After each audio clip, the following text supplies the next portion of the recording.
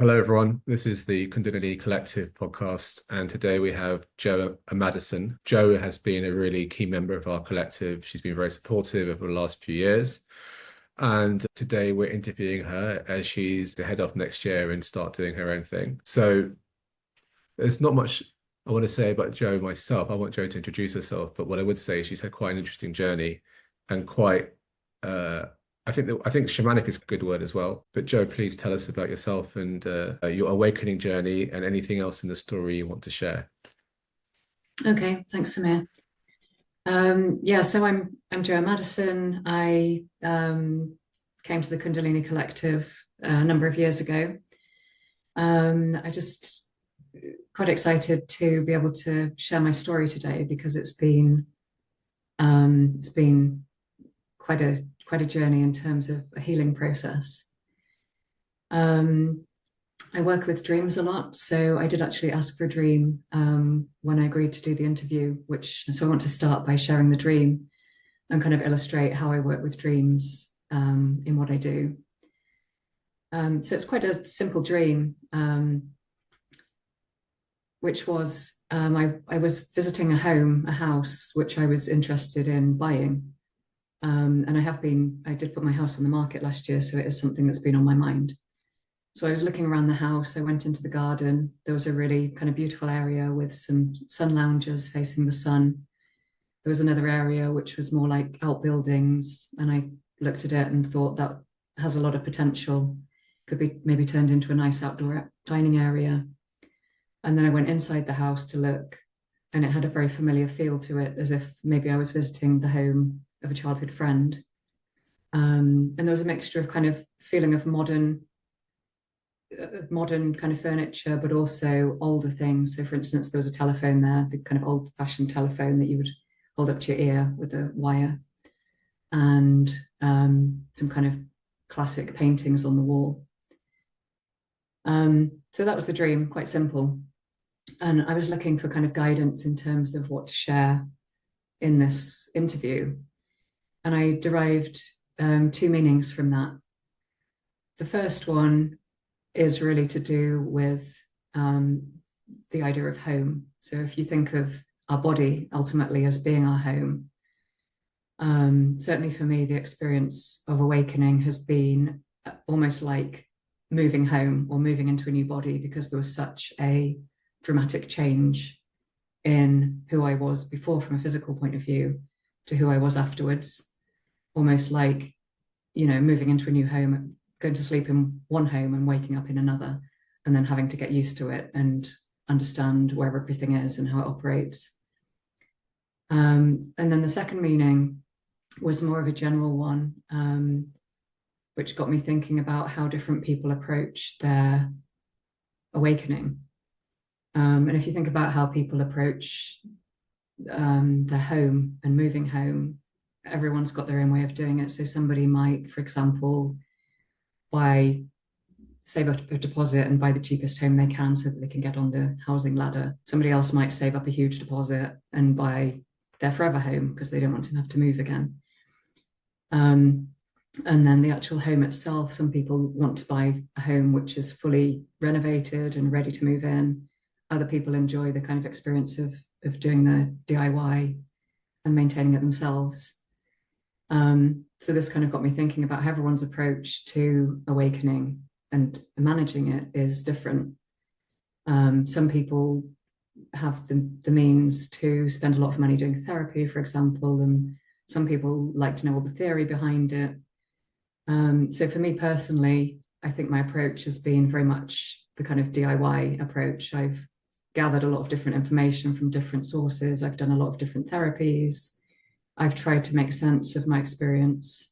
I've used dreamwork, which is my kind of personal go-to for making sense of things. And that's the thing that's really helped me through the experience.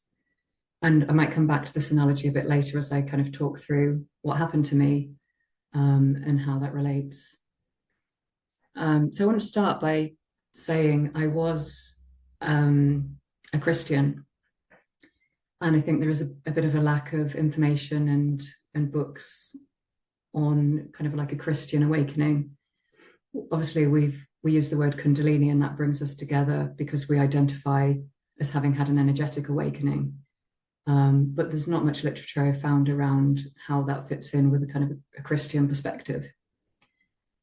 I was always interested in going to church. Even as a child, I used to go to church, and I think the idea of community, the idea of working on morals and trying to become a better person.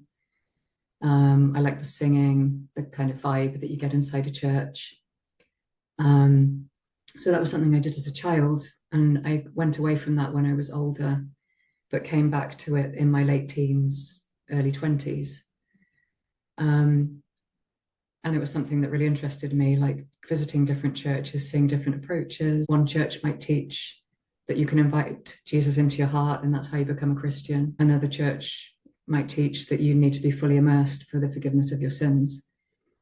So there's a bit of an exploration around there about Christianity, different churches, different teachings. And those are both things that I did do. And I think I got immersed, baptized when I was maybe 21, 22. And I think that probably was my first experience of my kind of first spiritual experience, in the sense that I felt different after being immersed than I had done before. So there was a sense of being cleansed, of being a new person, maybe a bit of a sense of bliss, of feeling extremely happy having done that. And that kind of marked my start of my journey as a Christian. I was very interested in reading the Bible. I used to, if I had a kind of life problem, a question, I'd often search for answers in the Bible. So I'd try and find somebody who'd had a similar experience, look at how they'd handled it, how they'd worked through, and try and apply that to my own life, as well as obviously attending church, listening to sermons, and basically having a lot of scripture in my mind, so that when I went about my day, there'd often be scriptures come to mind that might be helpful or guide me in my choices. And even today, although I haven't read the Bible for quite a number of years, and I haven't been to church for probably 10 years, there are definitely things that I learned from the Bible which still guide my path today. For example, in Galatians, it talks about the fruit of the Spirit, which is something which is often on my mind. So it says the fruit of the Spirit is love, joy, peace, patience, kindness, goodness, faithfulness, gentleness, and self-control. And those are certainly kind of qualities that I want to embody more and more every day. And I went to church I was trying to work out the other day, I think it was probably for about 20 years. But it came to a point, I was extremely busy in my life, and I was under a lot of stress, and I just was not able to physically go. So I stopped going, thinking it was going to be a temporary thing. But after I left, I kind of experienced quite a lot of disappointment with having reflected on what that had been like for me.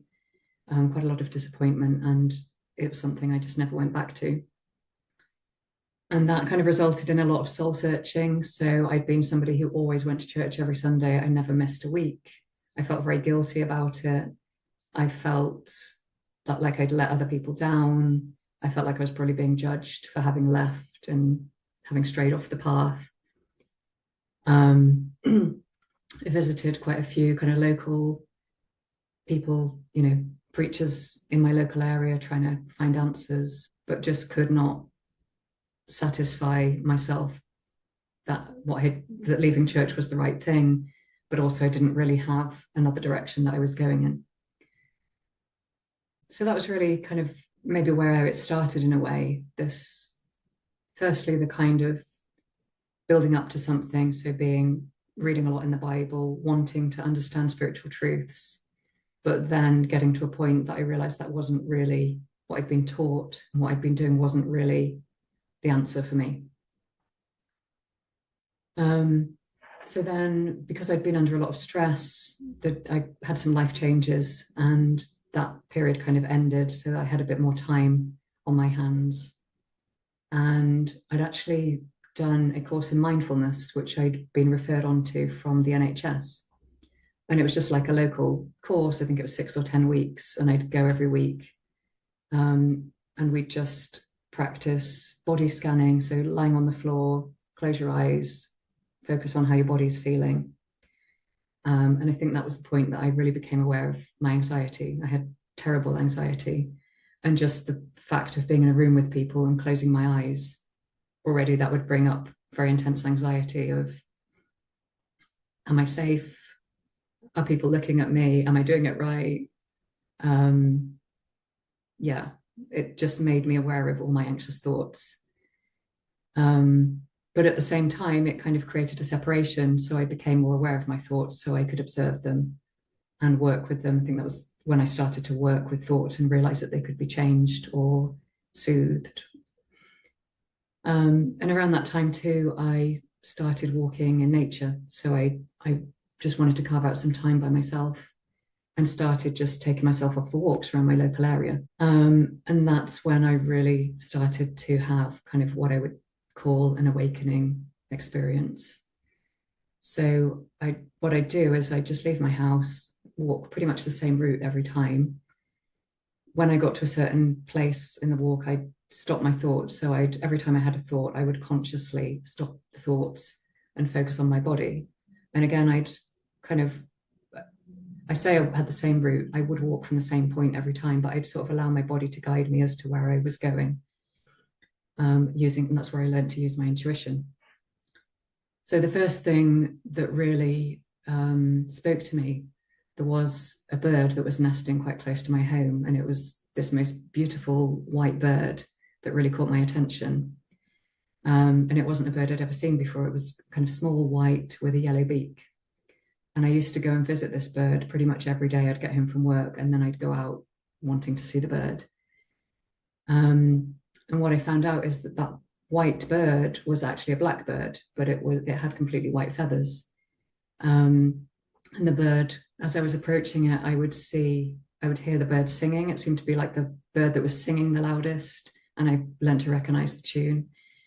And it was quite often at the top of the tree. It seemed very proud, very just natural, obviously in its own feathers. But this bird just really spoke to my soul in quite a deep way, because essentially it was a mutant. Blackbirds are meant to be black, right? But this was a pure white bird. And it just kind of seemed to be calling to me to be myself. It was like a profound message that I needed to be myself and be proud of who I am. There were many, many kind of different experiences I had like that, because I used to go out every day, and it was kind of mind-blowing in a way. I felt like there was something outside of myself which was calling me back to my true nature and guiding me and just raising my awareness. And it's similar to the way that I would work with dreams. It was almost like having a waking dream. There'd be something very symbolic. One other thing which just came to mind, there was a tree which looked like it'd been struck by lightning. So the trunk was completely black and it had completely split into two. One side had fallen into the light and one side had fallen into the dark. And the side that had fallen into the light was flourishing. It was green, it was healthy, there were lots of leaves. But the side that had fallen into the dark, if you've ever seen a tree like that, I had expected it would be dead, but it actually had new branches growing up from that trunk. And they were very long and spindly because it was in the dark and it was surrounded by other trees. But those branches had reached up and had become, grown leaves themselves, and it was flourishing in its own way.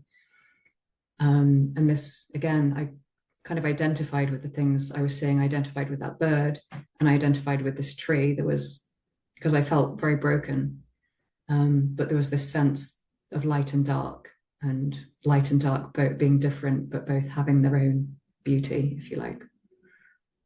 I took my dog out yesterday morning, and I walk the same route with my dog every day. But yesterday, the dog would not go on the route that I normally walk, and she wanted to go a different way. So I thought, okay, let the dog guide me today. So we walked pretty much the opposite way around. But this, I almost got the sense that she wanted to take me to some of the places I'd stopped to remind me of what I'd seen and what I'd experienced there. So the first place, we went up past a stream, and it's not a special stream or a beautiful one. It's just by the side of a new housing estate. But when I walked past the stream every day, I'd kind of look in it when I was going through this, what I describe as a shamanic awakening. And again, I kind of identified with that stream. So the first time, I remember like hearing the water running through the rocks and looking at the rocks. And it was almost like I could feel that inside my own body. And it was awakening something, I guess, making me more aware of my emotions and more in tune with myself. But it almost seemed like every time I walked past the stream, there was something different. There so many things I found in it: a spade, I remember, traffic cones, a computer, a bike. And sometimes I'd get inside the stream and move things around, like if it was making too much noise or I felt like the water flow was blocked, I'd get in and move the rocks around to free up the flow. And as I was doing that, it felt like that was freeing up something within myself. Again, I'm quite an introvert, so maybe it's something about doing something on the outside rather than processing everything internally. To actually physically do something on the outside was very healing for me. Around that time, I also got very in touch with the seasons. I was walking every day, so I became much more aware of the changing seasons, the light and dark. I got very obsessed with moon cycles. I felt very connected to the moon, always observed like the cycles of the moon. Got interested in constellations. I had quite a connection with Orion, for example, and that led me on to research some mythology. And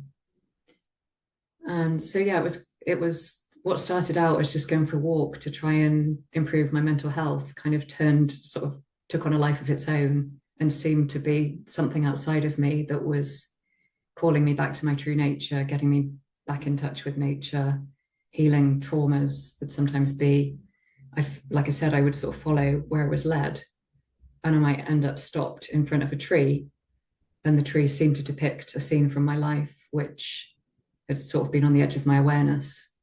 But then I could kind of keep going back to that tree, interact with it, and somehow that would result in healing.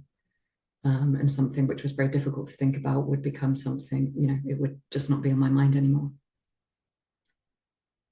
So that was that period I went through. Around the same time, I started training as a counsellor.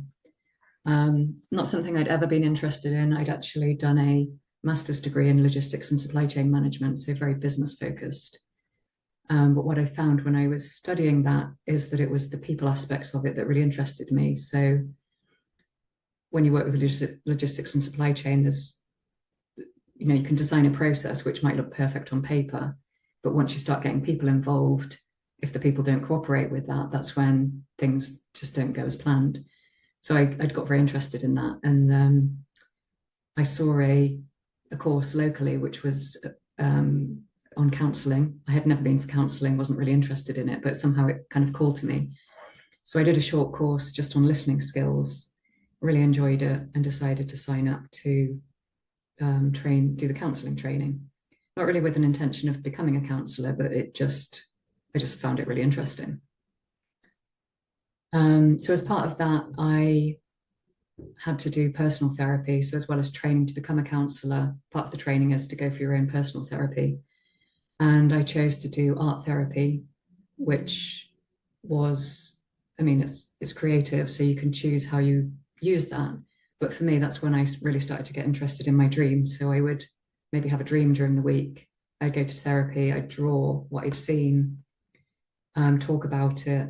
And this is when I became aware that I could have a dream and I could understand the meaning, and it could bring about change in my life from thinking about it, reflecting on it, interacting with it. And that's when I, really became aware of almost a gift, I suppose, of being able to work with dreams, and again, a kind of healing journey. started to understand how healing dreams can be. Then I had another period, again, was still under a lot of stress, but that came to an end quite abruptly. And I had a sense of that I was going to float away. Something ended quite abruptly in my life. My personal circumstances changed. And then I was going about my life, but I had this thought and this feeling that I was actually going to float away, which was very distressing, because what does that even mean, float away? It wasn't something I'd ever thought about or experienced before. So this went on for about a week. And then I actually went back to therapy and explained, I've got this very distressing feeling that I'm going to float away and I don't really know what to do. And as I was talking, I actually left my body and was floating above my body, not far, just kind of up here. Absolutely panicked, because that was completely outside of my belief system. I was identified with my body and did not believe that your consciousness could leave the body and be in a different, be located differently. Luckily, the therapist I was with didn't panic. He managed to talk me back down. I found myself back in my body, but I felt completely different. All my anxiety had all come up that I'd been able to suppress to an extent before. And my heart and sacral chakra had opened and were filled with energy. I didn't know what chakra was. I'm explaining it now as a chakra opening, but at the time I had no understanding or knowledge of chakras. So this comes back to the dream where I was explaining, like, moving house. It was a bit like you start off in one house and then you move to another house and you've got to work out what that's like. Obviously, on the day, I had no idea that this experience was going to last. I just thought it was a one-off, maybe something about the therapy that day. But that night, I went to sleep and I woke up in the middle of the night and literally thought I was being electrocuted. The energy was so intense, and I was looking around trying to see whether there was a live wire somewhere, because I was in such shock. Again, I hoped it would go away. Kind of this went on for a few weeks, just this feeling of energy, my body being filled with energy, went on for a few weeks, but it didn't go away. And that's when I started to look for answers. So I remember going into a counseling session one week and kind of trying to ask if anyone else, I thought maybe it was part of the counseling training, anyone else had an experience where they'd had their body filled with energy. But of course, nobody knew what I was talking about. So I started kind of visiting lots of different therapists. I went to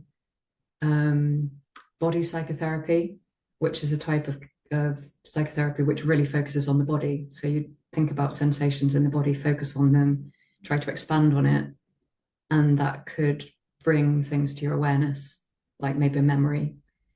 But because the feeling inside my body was so intense, it was actually, it was helpful to an extent, but it was, I'd sometimes get the sense when I was in therapy that the therapist found me very interesting, but couldn't necessarily help. So that wasn't really helpful to me. I tried lots of body therapies, like craniosacral therapy, again, was helpful to an extent. I tried working with somebody who worked with angels. I tried hypnotherapy. I can't remember I probably tried like 20 different therapies. And as I went, each one would be a little bit helpful, and I'd kind of learn a little something which would help me.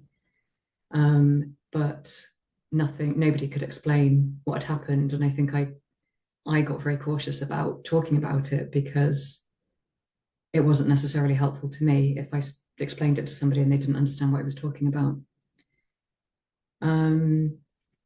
As that was going on, I think I contacted the Spiritual Crisis Network, who offer kind of an email service for helping people having spiritual awakenings, and explained a bit about the sensations I was having in my body. And they referred me to Bonnie Greenwell's website and said there was a meditation on her website which might be helpful. which I did try. So it mentioned just setting some time aside each day to focus on the feeling and kind of letting that energy do its thing. So rather than trying to cope with it all day long, set some time aside, and maybe that would sort of allow it to do its thing, and it would be calmer at other times of day. So I tried that, did find it quite helpful. But also at the time, Bonnie was offering a service, a Kundalini assessment service. So I got in touch with her and asked to do that assessment. Also, I had read a book on Kundalini some years before, actually, before I'd had this experience. There was just a book in my local library, which was a collection of stories of people's awakening. And I think Bonnie had written her story in that book as well.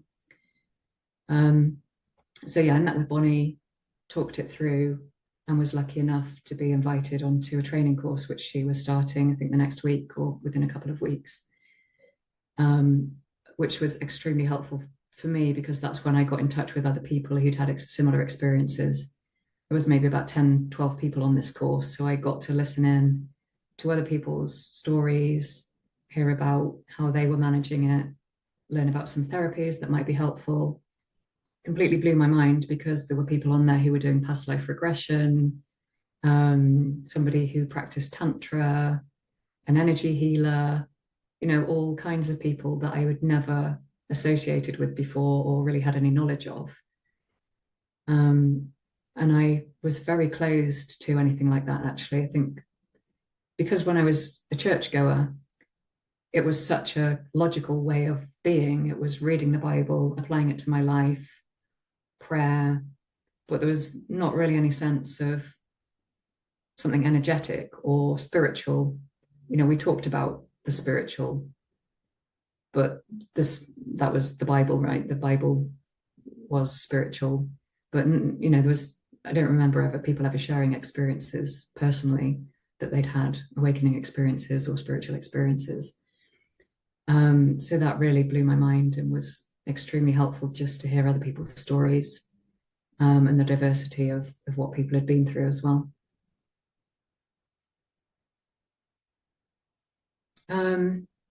I do talk as well quite a lot with other people going through this kind of experience of the identity crisis.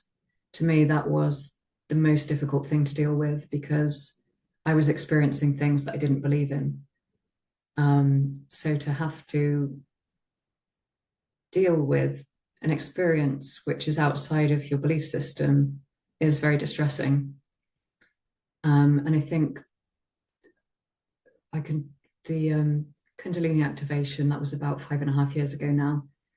And I do feel, I'm happy I can talk about this now in a calm way, because that's certainly not always been the case. But that's been the most difficult thing, as well as the anxiety that came up, is dealing with having experiences which I didn't believe in. And there's kind of this friction then between two parts of yourself, where you're trying to make sense of something, but you don't believe in it, but you're experiencing it. And it just creates a lot of inner conflict. So that's taken a long time to heal. And it's taken a lot of educating myself, exploring spirituality.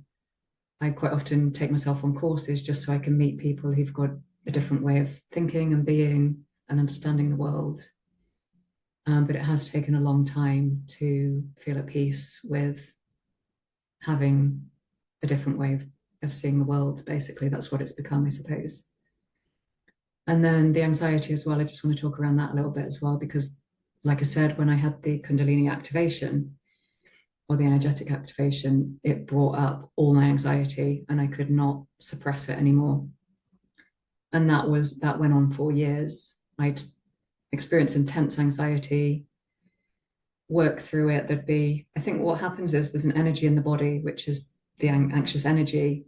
Your mind tries to make sense of it, and it'll kind of latch onto a thought, thinking this is the cause of my anxiety. I'd work through that thought, try and work through that situation, think that I got somewhere and that I'd reached a plateau. But then the next day I'd wake up and it would be something else. The anxiety would be back. It would be a different thought, something else I needed to work through. And it looped on and on and on for, I think, probably several years. and the feeling as well in my body, the energetic feeling, had a very uncomfortable sort of tinge to it when that happened. I can feel the energy now. It just feels like tingling. It's not unpleasant. But when I get anxious, that starts to feel very uncomfortable.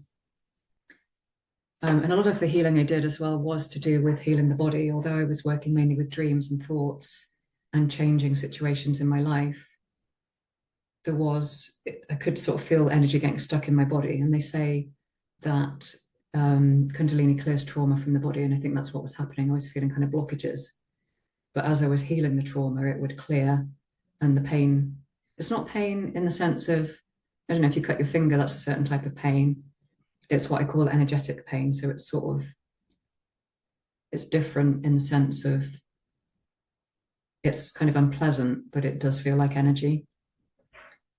And I wanted to say as well that when this first happened, I didn't have that word energy, and it took me a long time before I actually made the connection between what I was feeling and being able to call it energy. And it was actually, I went to a course in heart rhythm meditation, which was quite interesting because what was being taught was to focus on the body and focus on the breathing, and then trying to get a sense of tingling maybe in your toes or your fingers. And I was sat there with my whole body like totally feeling like I'm being electrocuted, sat amongst people trying to get a bit of tingling in their feet. But it was helpful. You know, I had to kind of try a lot of these things and take it with a pinch of salt and take what I could from it. But certainly what I took from that teaching was relating to the word energy and being able to say, okay, now I understand what I'm feeling is energy. And that got me interested in learning about the chakras and learning about the colors related to them. I used colors quite a lot to heal. If I needed grounding, for example, I might choose to drink my tea in the morning in a red cup, to kind of link to that red color, which is grounding. So kind of bit by bit, I was just piecing together and integrating a way of being, which ultimately made me feel okay again. I also had to be close to nature a lot. I had to move my work desk right next to the window so that I could see the garden and see green. And I'd often go outside and be in the garden. That was really helpful. But as I'm explaining this, I'm also aware that I don't need to do that anymore. That, you know, at the time that was pretty essential to feeling okay. Whereas now it's not needed so much.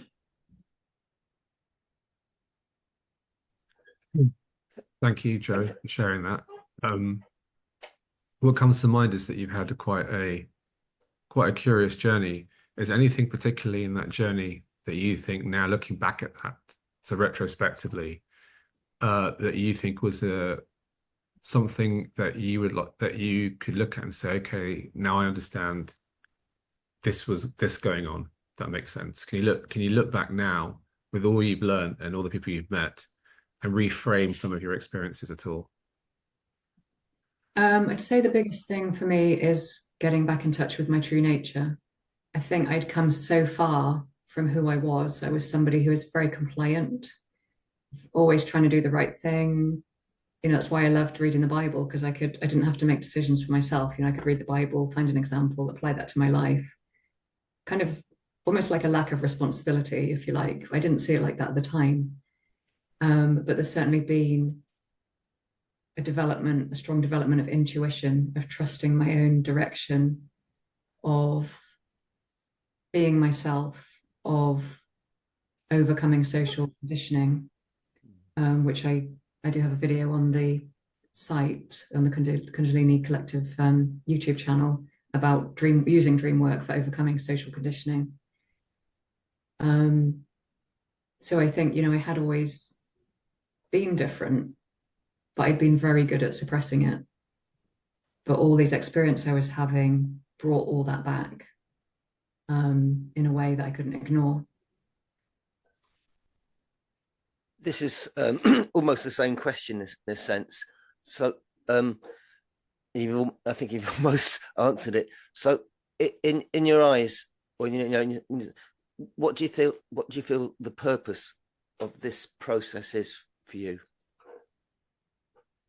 Well, up until now, I'd say the purpose was mainly personal healing, although obviously I've been very involved with the Kundalini collective. There is a sense that we're healing one another, the peer support.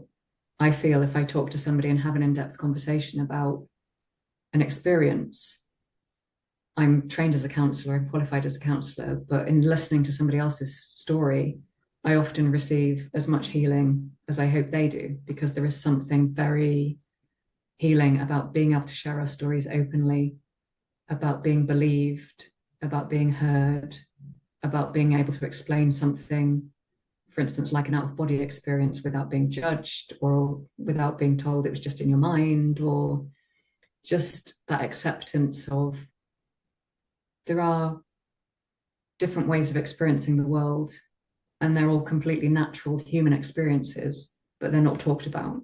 So we can end up feeling like there's something wrong with us. Sorry, I don't know if that answered your question, because I can't quite remember what you said. Well, what the purpose? Why do we have these? Why do we have these experiences? Well, for me, I think I do have a strong sense of being guided. So I think there is a greater purpose. Like I said, it was certainly about personal healing, but I do feel like I'm at a point now where I'm comfortable being myself. I can talk about my experiences without having to hide or get anxious. So I feel like there is something coming next for me, but I couldn't tell you exactly what that's going to be. But probably it's going to be something to do with supporting other people going through this, maybe about some creative work that might be done. Some, you could have an experience like this, and what I've learned in 8 years, maybe I could teach that to somebody, or elements of it, in a much shorter time. So I think we go through a whole process of healing, making sense, confusion, trying to feel better. But then through that entire process, maybe we could quite easily distill what we've learned into, I don't know, a training course or a group therapy session, or I could teach people to set intentions, to work with dreams, to work with affirmations, for example, is something I've used a lot. So I feel like maybe going through something like this is preparation for helping others to have a less difficult experience. Although the experience is wonderful, I wouldn't change it for the world now, but I also would not wish it on anybody else, what I've been through. Could I ask you about your Christian upbringing and where you are now with it? Yeah, sure. So I actually wasn't brought up as a Christian. I liked going to church, so I'd always had some kind of something within me was drawn to going to church. But it wasn't until I was kind of 19, 20 that I really became very interested in reading the Bible and going to church. Where I am with it now, I felt like I've needed to distance myself, because it was what I was doing and what I was following was very rules-based. It was very much, you must go to church on a Sunday, you must do this, you must do that, you mustn't, there's a kind of list of things which are good and things that are bad.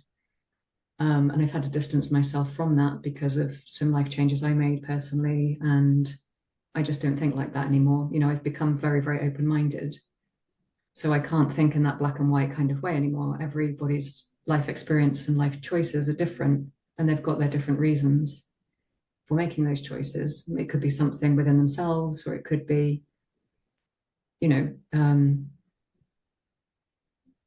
it could be something's taken them away from church, which could be frowned upon by the members of the church, but they might not understand that person's perspective. So at the moment, it's not on my mind at all. Which I have a little bit of an interest in it, in the sense that obviously in the UK, the Church of England, that is our religion, if you like. So there are people searching within the church, but there's also a lot of people that go just out of habit and out of culture and because it was what they were brought up to do. So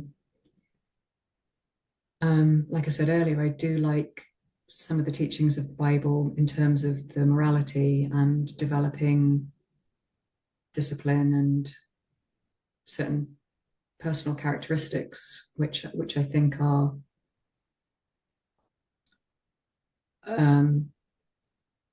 is how to be a good person, really, I suppose, putting it simply. I guess what I was asking to perhaps wasn't the church or an institution or a dogmatic space. I think when I use the word church now, I'm thinking more about a connection with the teachings of Christ. Do you still feel that? Yeah, I think how I was taught in church was that Jesus is this kind of figure who died for our sins, and there's a sense that that we as human beings maybe don't have to suffer because of that.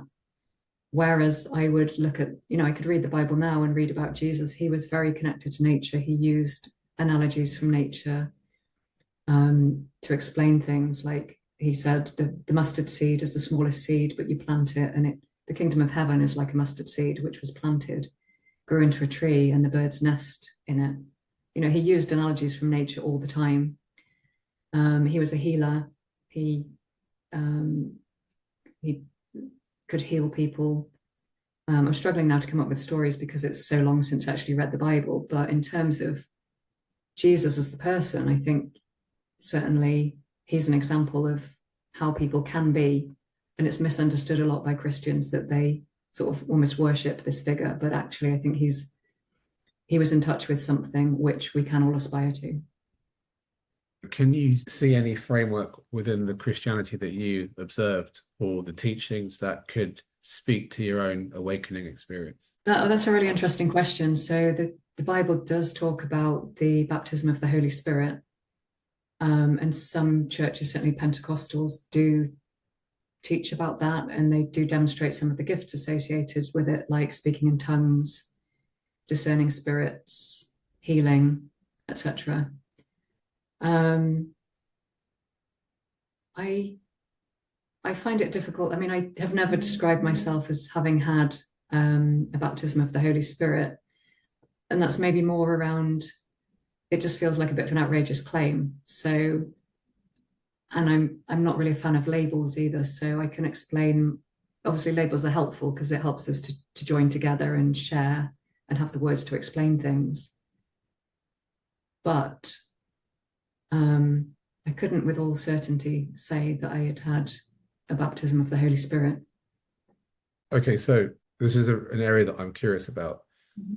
And I'm going to speak to my own experience. So in my culture, Kundalini is known. If you have the manifestations of an awakening experience, you would say it's Kundalini. Why do you think in the West, where there is a history and there is teachings of a spirit that enters people, moves them, gives them gifts, why do you think that in the West there might be an adoption of Kundalini as a framework for that experience, but a rejection of the Holy Spirit as a framework of the same experience?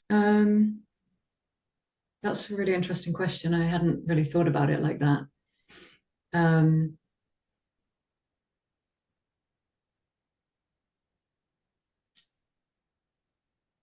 It's making me think, like, why do I feel more comfortable probably saying I've had a Kundalini experience than a baptism of the Holy Spirit? And I think it comes back to the teachings in the particular church I was in, where it's quite hierarchical. So I think if I'd been in a church where there was kind of like a sense of progression and people working towards, I don't know much about Hinduism, but I get a sense there's, like with yoga and things, you're kind of doing lots of practices which prepare you for an experience. But as far as I'm aware, I've certainly never been in a church where you feel like you're preparing for the baptism of the Holy Spirit, for example. And because it was very spontaneous, yeah, I don't know. You've got me stumped a bit there, I think, in terms of that's something I'd sort of personally have to reflect on, I think, to come up with an answer. It's not something I've really thought about.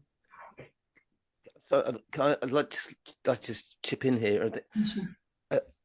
I don't know if this is particularly helpful, but I've got to say, if you look at early Christianity, I see the early teachings of Christ were totally compatible to this wider spiritual conversation we're having. That, for instance, Christ said the kingdom of heaven is within. I think his basic teachings were non-dual and mystical, but as the church developed, it was an organizational thing that it became a power thing, that the female aspect of spirituality was suppressed, and the male domination, you can only reach you had to go through the priest to reach the spiritual. That was in a way part of the Western political development over the centuries, and that in the mystical tradition within Christianity was suppressed. It came out through the Hermetic movement, and it came out through divine geometry and so forth, so that the cathedrals are actually designed in a way that concentrates the energy we're probably referring to. So yeah, no, that makes sense. This has always been in the Western way, but it's been suppressed, and the tradition continued through perhaps the Knights Templars and so forth. But it's always been there. And if you look at Christian depictions, you see the halo, and I've always seen the halo as actually being a depiction of the Holy Spirit, or depiction of what you might call the energetic side. I'm sorry for that. I had to say that, put that interjection, that it's been in this tradition has been within Christianity, but it's been suppressed by the institution of the church, which is connected to the political and the oppression of the normal people. So yeah, that's making me think. That's right. So what if you read the scriptures? You read about Jesus. Yeah, that does sound, I can relate to some of the teachings there, a lot of the teachings, whereas actually the experience of being in church and listening to the teachings was something completely different. It's based on the Bible, but more based around Paul's teachings, which came later, and more around the organization of the church, and like you say, kind of like the control and the politics come into it. So there's a disconnect between what I experienced and what I'd been taught, taught differently from what you could read if you just read the words of Jesus in the Bible, for example. If you look at Paul's letters in the Corinthians, he's writing to these early churches, and he's speaking about prophecy, tongues, and the Spirit entering these churches. And back then, it was a movement. It was a social, political, and spiritual movement where people were coming together out in the open. And then suddenly they'll be flooded with his Spirit, and they'll start speaking in tongues and prophesying. And he's writing letters about this. What will you do if you're going to talk in tongues? So the early church had these collective kind of movements of energy going through people, where people would fall on the floor and they would start moving. What Paul began to do was start to qualify and quantify and say, well, maybe you just stop doing this. And maybe if you're speaking too much, stop speaking too much. And it became institutionalized. And then back in the early 20th century, the evangelical and Pentecostal movement began, where the Spirit became an important part. And now it's becoming an important part again in America and in South America. So there is this idea of an energy movement that goes through people that has a manifestation, which is spontaneous movement, spontaneous sound, spontaneous healing, spontaneous prophecy, speaking in tongues, speaking languages that are old Aramaic. Yeah. And it goes back to the early church days. Although I wouldn't say it's exactly the same as Kundalini, because you couldn't say it was all the same. You could say, well, there is a similar pattern here. You can go into an ecstatic state. In that ecstatic state, you're filled with the Spirit. You may feel bliss. You may feel this kind of sense of connection. Something moves through you, and you're compelled to say things. You're compelled to move. So I think there is a framework in Christianity that may have been suppressed for many, many years, but there is a framework in there. And what I'm wondering is, do we as human beings all have a connection to this Spirit And has it been suppressed across all cultures? And are we now being, let's say, invited back to that connection?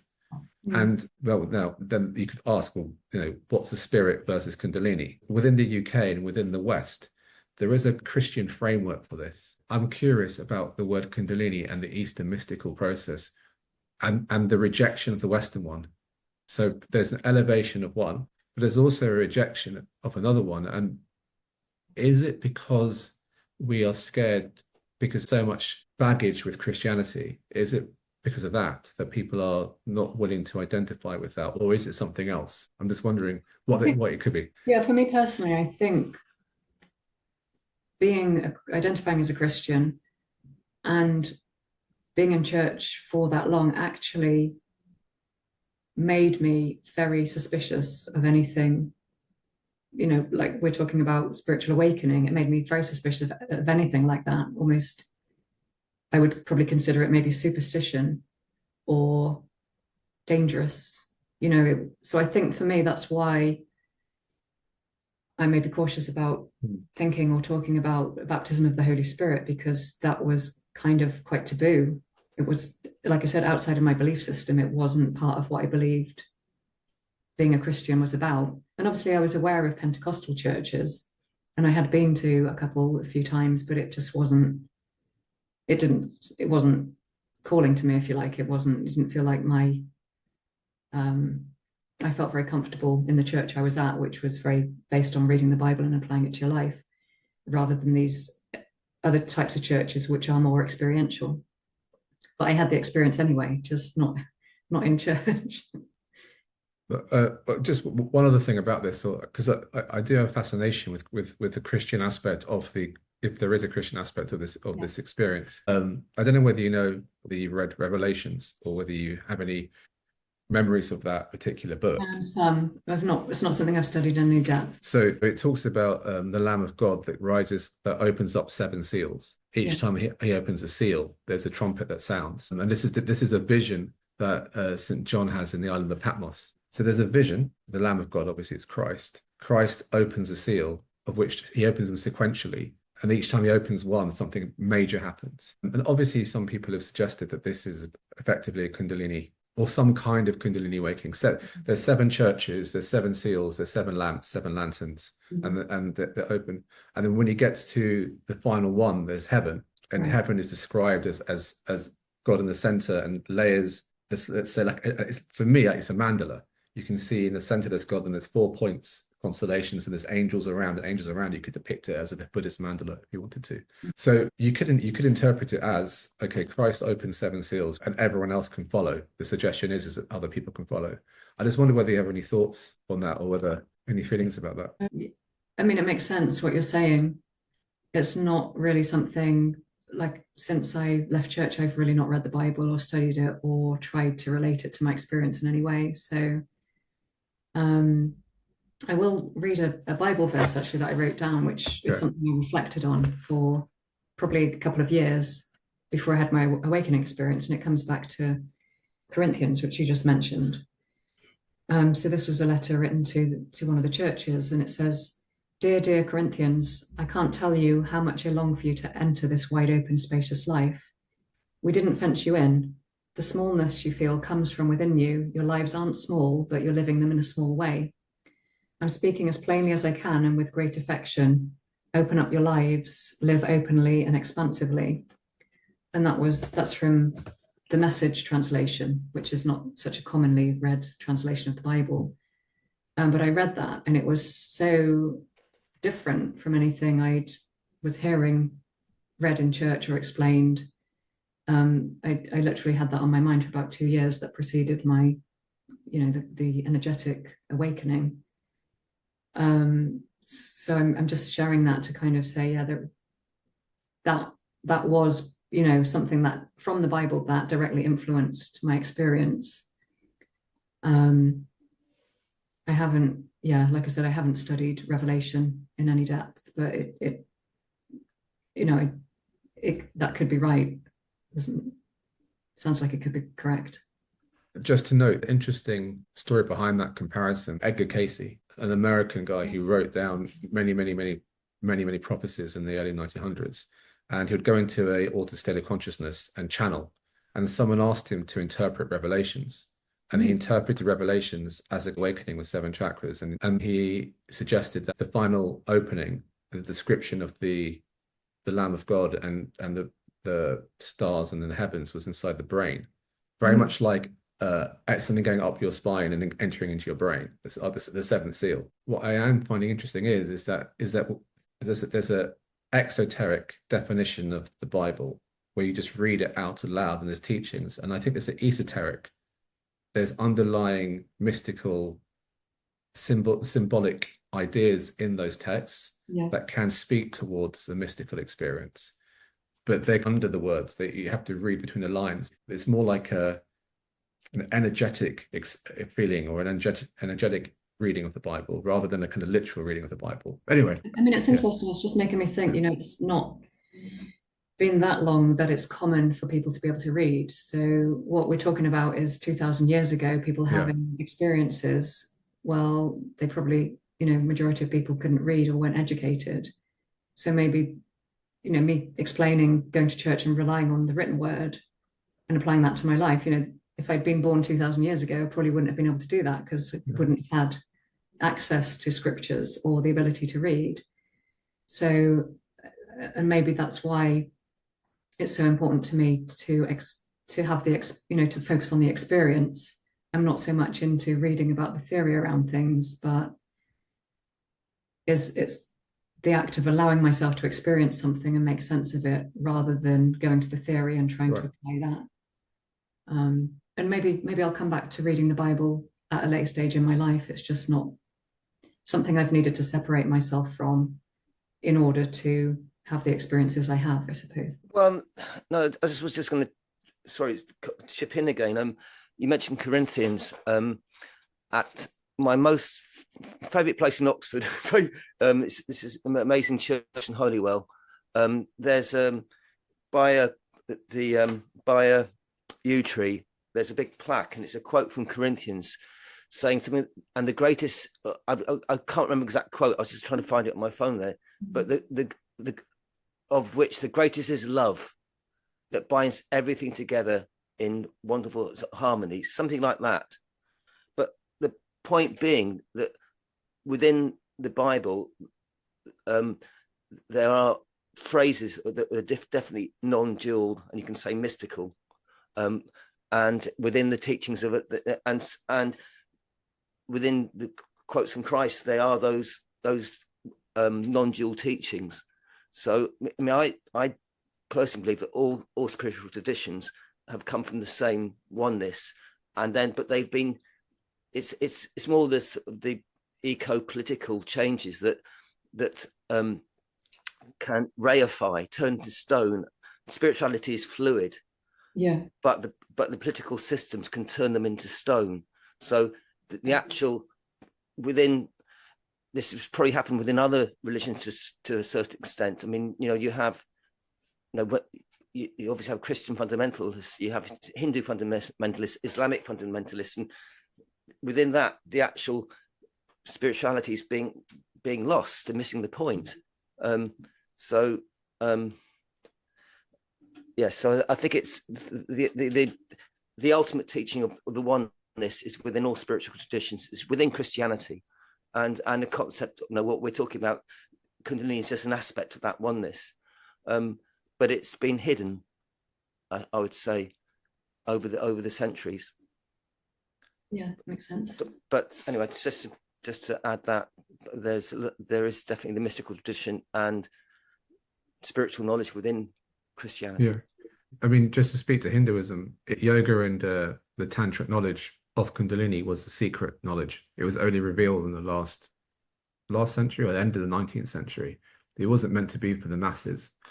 And you could say the same thing about Christianity. Christ probably in the Gnostic Gospels, he gives a revelation of the sacrament of the bridal chamber, which is suggested to be some kind of esoteric knowledge to raise energy. And that wasn't put into the Synoptic Gospels, and it's been taken away. There's also the Council of Nicaea, before they put together those Gospels, there was a doctrine of reincarnation in Christianity. women had higher places. So there's probably a mystical element of Christianity that was repressed in the 3rd, 4th, 5th century, and it survived in the occult and esoteric practices, and now it's coming back. And in a way, I think my question is where does Christ figure? When I say Christ, the man and the story within now the esoteric idea of Christianity rather than the exoteric idea of Christianity.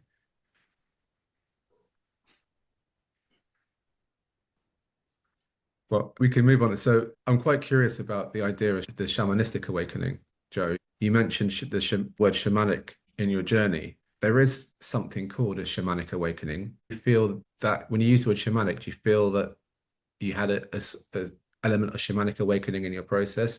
Do you want to define it for yourself, what it might mean to you, the word shamanic first, and then how it might have come into your process? I think there's 2 things I want to say about it. One is it was very much a connection with nature, which is something that had been not part of my life before. I was very much somebody who stayed at home and went to work and was not really interested in walking in nature. So there was very much a sense of connecting with nature and feeling at one with nature. And my mindset shifted from thinking that we're separate from nature, that human beings are above nature, to realizing we're very much part of it. Our very body and bones is made up from the food we eat, for example. And that was quite a massive kind of shift for me. And then if you think about a shamanic awakening, there's an element of being called. So the shaman is called, often against his own will, to act as a shaman. And yeah, I can very much identify with that. This is not an experience I asked for in any sense. It just happened to me. I wasn't doing spiritual practices. I wasn't trying to awaken something or become something, but it happened to me. Do you want to define what shamanic might mean to you personally? And is there anything shamanic about the gifts or the techniques that you've been starting to develop? I think dreamwork is very much a shamanic practice. Shamans also practice journeying, which isn't something I'm doing, but dreamwork is very much practiced. I've sort of over the period, I've tried many things. I've been on some shamanic training courses, but I've been on courses from the spiritualists as well, and I've done many, energy healing. I've done lots of different things.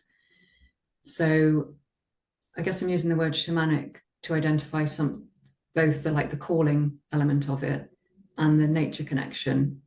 But really what I've done and had to do is to weave lots of different things together. I feel like a training course is a bit like church. You could go to church and be taught something. It might develop discipline and character, but you've got to find your own personal expression of that. So if I went and did a shamanic training course, for example, I'd be taught certain things, but at the end of the day, I'd still have to find my own personal expression of it. So it's more about weaving lots of different things together, knowing that our connection to nature is important, and having an interest in things like herbs for healing, or just the very act of being outside is very healing, or that you could interact with a plant or an animal and it could reveal something to you which which you needed to know. It's just that openness, really, I think, to human beings not being above all of nature, but actually, I told the story about my dog taking me on a walk yesterday morning. Like my dog has got her own wisdom and she understands things that I have no idea of. It's being open to those kind of ideas. So yeah, I'm really just trying to be myself. I'm not trying to practice shamanism or Christianity, or I'm just taking all the experiences I've had and trying to see what I've learned from it and what I might be able to help others with using that knowledge. I think that's a really powerful message, Joe. So you're saying it's,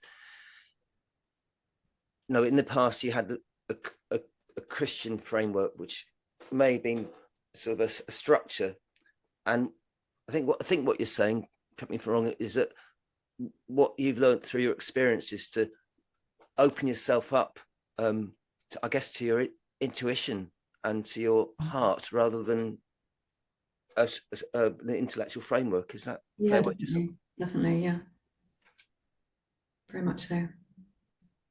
I mean, it sounds to me like you are quite wisely trying to find your own path. I think the danger with these experiences is that people take one path or they choose one or another, or they say it's this or that. I guess what's interesting and what I agree with is there a multiplicity of paths, and actually people are probably experiencing a multiplicity of different experiences because we're all mixing these energies in the 21st century. So shamanic, indigenous, Indian, Western, there's a mixture of these different experiences, and you have to kind of figure out what's working for you, but it's not one over the other. It's a kind of new mix of different energies. Something's emerging, and as you say, you've got to kind of find out, well, what's working for me. So apart from the dream work, is there anything else that you're finding or beginning to find a connection to as well?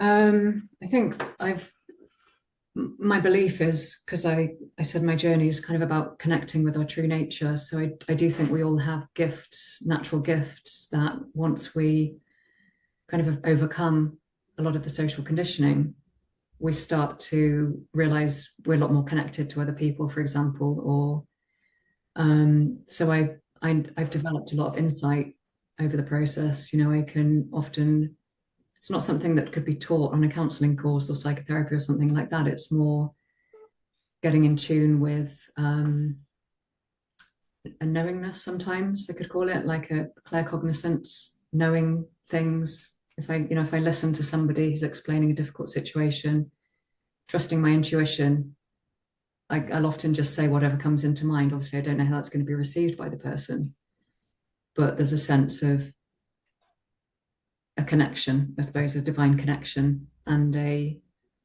if I trust that, I can't take any of the credit for it for myself, but I might be able to share something that's helpful for somebody, or healing, just by channeling. I suppose I'd call it channeling, being able to channel information and freely share it with people. So is what you're saying in this sense is putting yourself aside and being a conduit for something that comes through you? I think you have to, yeah, because say if I was working as a counsellor and I was listening to somebody else's experience, I'm always going to have my own. I can only base what I say on my own experience. I'm never ever going to fully understand what somebody else's life has been like, or all the things that they've been through, how they've been shaped as a person, where they've grown up, or their ethnicity or their gender has influenced their experiences. So as much as possible, yeah, to try and put all of that to one side. And if you're sharing a message, you don't necessarily need to understand it yourself. It's a mess. It's not for me, it's for the other person. So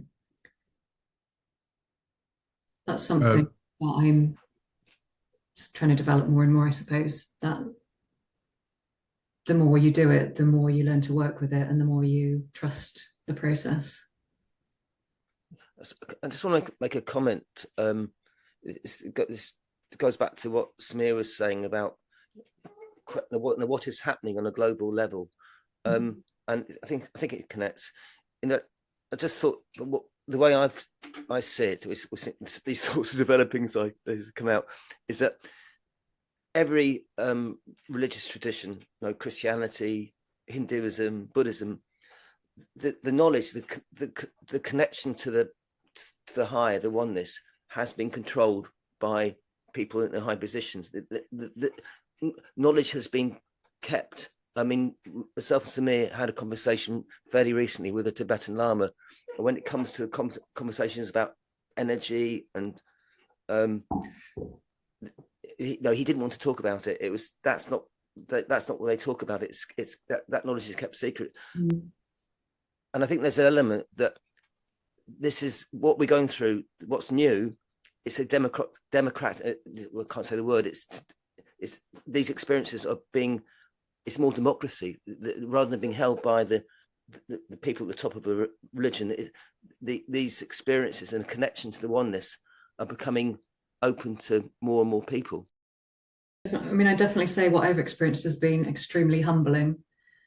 You know, there's not been much space for getting egotistical about it because it's not something I chose. Do you know what I mean? So I think in spiritual communities, there can often be an element of competition, that who can be the most spiritual, who can be the most evolved, or however you want to describe it. But maybe that could be a reason why it's happening to, you know, a lot of us did not choose to go through this. It's been unwelcome to start with, at least. Even hopefully we'll come to embrace the gifts and the experience and share it with other people as well. But certainly for me, it was not welcome in the beginning. Is there anything you can share with people from your own experience, but also from working with a Kundalini collective and being a one-to-one counselor? So you've learned from other people, you've had your own experience. Mm-hmm. Anything you want to share with people who are, let's say, having this experience quite recently and need advice, or even people who are later down the line? What are the thoughts or tips that you have? I think spending time by yourself is really important. Certainly for me, I developed like a very intense empathy. I call it embodied empathy, so I can feel a lot of energies of other people and things around me. So I think it's important to be able to spend time by yourself to get a sense of how you feel when you're alone from the energetic point of view. Facing fears is a big one. That's I don't know, I do see that more from a shamanic point of view, I suppose, of when you have a fear, particularly in dreams. People will often have dreams where there's a frightening aspect to the dream. But if you can get to a point where in that dream you face up to that thing that's frightening you, there can be a gift behind that. So for example, this is a very simple example, not necessarily related to Kundalini awakening. If somebody's got a fear of public speaking, it could actually be that they've got a gift for that. But, you know, if they can overcome that fear, the fact that they're having a reaction to the idea could actually indicate that that's the direction that they need to go. So I think it's making fear your friend. I would say, like I said, my anxiety was terrible, but I had to make friends with it. I had to learn to work with it and even now, you know, I say I'm not really an anxious person anymore, but I've just learned to bear that feeling. I can recognize it. I can allow it to flow through my body. I think a lot of these emotions, maybe they get trapped because we try to avoid them. So you need to learn to allow emotions and energy to flow through your body. Trust the process. Trust that it is something good will come of it. It might take time, but I think that's the direction it's heading. Yeah, I've had a similar thought. I word it as facing your fears, mm-hmm. But it's the same as making friends with your fears. I think this awakening process, whether it's Kundalini or whatever it is a process that will help you face your fears. But because we don't want to face our fears, we will fight it to begin with because we don't understand that's what it's trying to help us do. But it will always ultimately help you face your fears and help you get through it. But that also means kind of dying because your fears are who you are. Well, from an identity point of view as well, you know, I might identify as a business analyst, but if on a soul level I'm a healer, you know, I can try and fight that, but eventually it's probably going to make me ill if I don't if I don't allow what's trying to come through me to come through. It could cause me to get very unwell. So there's that as well, allowing your soul or your true nature to express itself. There's an esoteric book called Undoing Yourself, and I think that's it's quite a good title. Yeah, sounds good.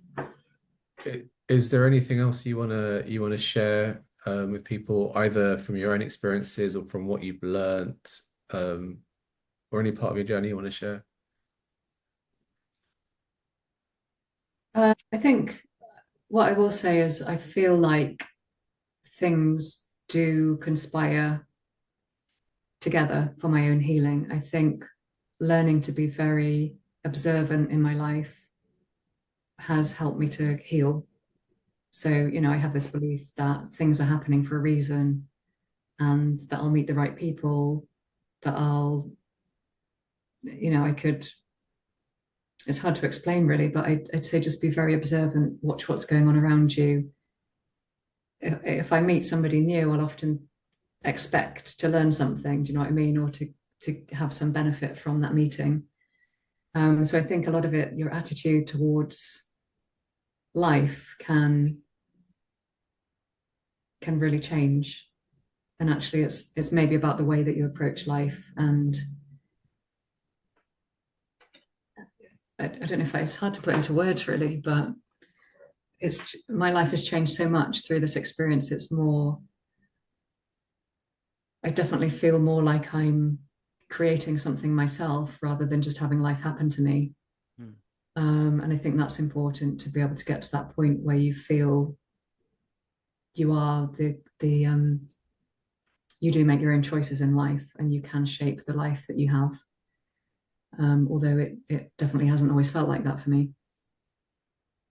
Does that make sense? Yeah.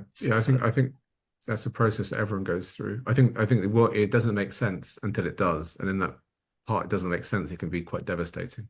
Yeah. Got a sort of little question around that, in the sense that, so I'm trying to hear you right. You're saying in one sense you feel empowered and able to make choice, but there's another sense of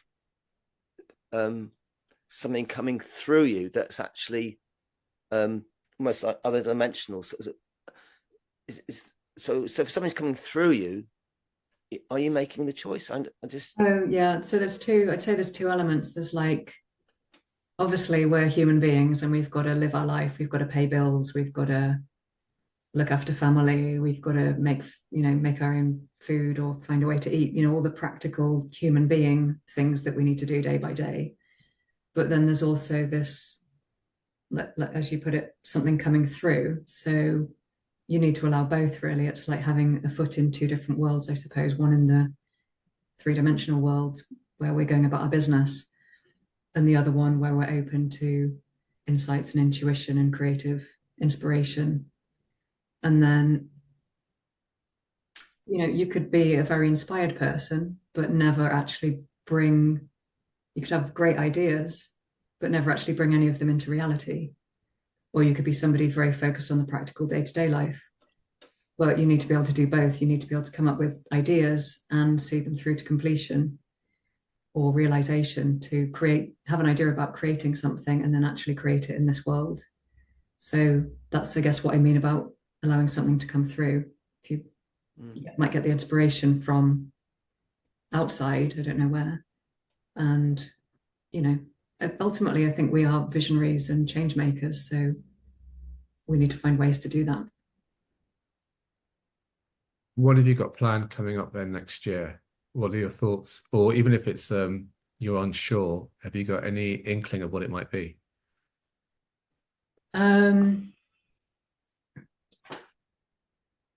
I'm trying to, at the moment, really create a space. So I've been obviously very involved with the Kundalini Collective, with supporting other people.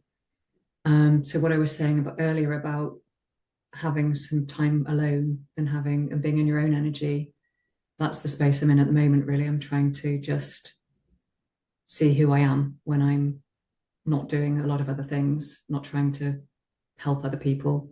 I think that there is a need within me to help other people. That's part of who I am.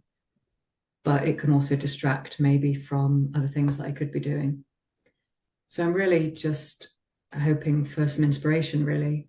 I work with my dreams, so I can ask for inspiration from my dreams and analyze what I get, and it might inspire me to go down a certain path. But I'm certainly not at that point yet. I don't have a fixed idea of what I'm going to do or what shape that's going to take. But it is in my awareness, so it's something that I'll be looking out for. And hopefully maybe next year it will become clear. Do you have any final things you want to share? Can't think of anything. No, thank you for giving me this opportunity. It's good to be able to share and get my story out there. No, that's fine. And what we'll do is we can put a link to your work you do or anything that you want to share with people in the notes to our YouTube Yeah, I video. can put my email address on there at least. Yeah. That's Okay. good. All right. Look, it's really good to share with you, Joe, and thank you for all your help. You've been such a great help with the Kundalini Collective over the last few years, and we really appreciate everything you've done. And we wish you luck for wherever it is you're going to. I'm sure it'll be amazing. Yes, and I'd like to second that, Joe. I think the Kundalini Collective is not about any one or two people. It's a collective, and what you've done is really shown the value of that, and your contribution's been really it's made a positive difference. And thank you for sharing today as well. Thank you. It's been a pleasure, and it's been a great opportunity to help with my own integration and healing. So thank you.